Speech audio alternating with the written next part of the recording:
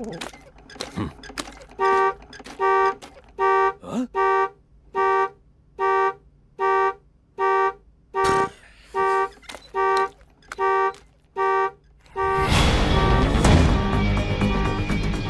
to Kermode Uncut. Did you go to the cinema over the weekend? If you did, perhaps you were one of the many who went to see, to enjoy, to fall in love with the Shaun the Sheep movie, the latest big screen production from Aardman Animations. Now, if you're a regular here at Kermode Uncut, you'll know I'm a huge fan of Aardman Animations, their particular brand of stop motion animation. It's the attention to detail, it's the tactility. You can really feel the animator's thumbprints when you get an Aardman Animation production. Wonderful thing about Shaun the Sheep, of course, is there's no dialogue in it. There's lots of grunting and noises.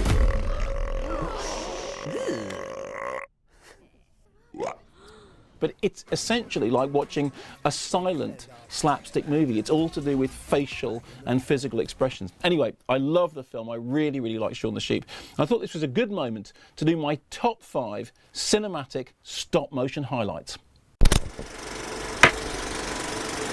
At number 5, Paranorman. Now, I have to say this was a difficult choice because I'm a big fan of Leica Studios. They've got a wonderful movie at the moment which has been competing at the awards, The Box Trolls. And before that, they made Coraline, which a lot of people kind of got very creeped out by, which I really like. What I love about Paranorman is it's a film which reminds you of the good things about horror movies. It reminds you just how much kids actually like the mythology of horror stories. It's a film which was described by the BBFC as having mild comic horror and violence, frightening sequences and innuendo. It also has gorgeously tactile animation, wonderful characters that you can really believe in, real heart and soul, and it does a better job of delving into its backstory than many adult movies do. And on the subject of adult films, at number 4 in my chart of stop-motion cinematic highlights, The Evil Dead. Now, I know what you're going to say. The Evil Dead isn't a stop-motion film, it's a live-action film, or a dead-action film, depending on how you think about it. But if you've seen the movie, you will know that at the very end of it, after all the carnage and mayhem, there is an extraordinary stop-motion sequence in which the zombified bodies suddenly decompose and putrefy right before our very eyes. What's fascinating about that stop-motion sequence is that when the film originally went to the British censors, who were very alarmed by the film, they demanded loads of cuts, and one of the areas that they wanted cut was that final sequence of those zombie bodies exploding in stop-motion scrunginess. Why? Because they just thought it was horrible. At number 3, now you can't have a stop-motion chart without having a film by Jan Svankmajer. I was worrying about this and wondering whether I should go for Faust, but actually I've made a fairly obvious choice to go for Alice. Alice is a mixture of live action and stop-motion. It tells the story that Lewis Carroll wrote so beautifully, but transfers it to the screen in all its strange, edgy, and really rather creepy wonder. Terry Gilliam is a huge fan of Jan Svankmajer, and it's easy to see why. For many people, this is where the real beating heart of stop motion exists. On to number 2 in my chart, and it's hello once again to the marvellous Aardman Animations and their fabulous feature film, Wallace and Gromit in The Curse of the Were-Rabbit. There is so much to love about that movie. There are so many gags. Watching it, you just want to freeze frame every single image because you know that everywhere you look, there's something going on.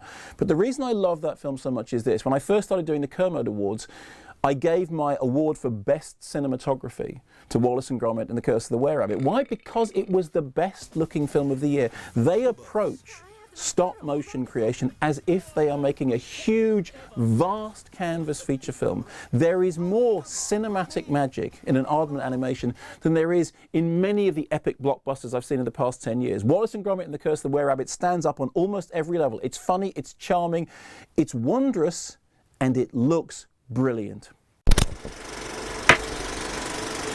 Which brings me to the number 1 spot and my favourite stop-motion animation feature film of all time. And I'm sure it's going to be no surprise for you to hear that it's Dougal and the Blue Cat. Fascinating thing about Dougal and the Blue Cat, I first saw that film when I was a kid, and I then had a soundtrack album of it, which I learnt pretty much off by heart. And I've seen the movie more times than is healthy, both in the cinema and then on a very degraded videotape and later on a nice spanking DVD.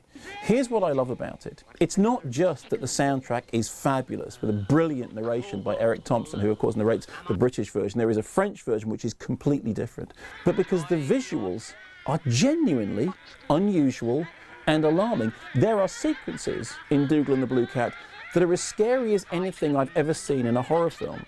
When our anti-hero, Buxton the Blue Cat, gets into the room of dreams, it's genuinely freaky. It reminds us once again that actually when it comes to kids and fairy tales, a bit of edge, a bit of fear, a bit of fright actually goes a long way. Dougal and the Blue Cat is one of those stop motion animations that will stand up time and time again. I love everything about it. I love the way it sounds, I love the way it looks, and I love the way it feels. So that's my top 5, and even as I'm delivering that top 5, I'm thinking, where's Ray Harryhausen? Where's all those other favourites that I know you all have? Let me know. What do you think I've overlooked? What are your top 5 stop motion animations? What are the ones that really bring the magic home for you? Let me know.